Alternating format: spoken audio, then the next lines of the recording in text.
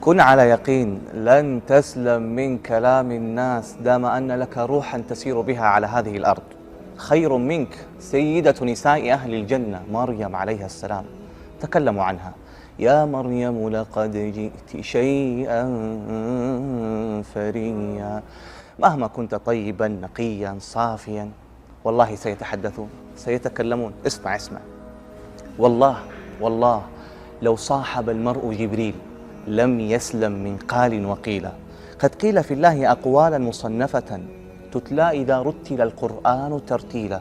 قد قيل أن له ولدا وصاحبة زورا عليه وبهتانا وتضليلا.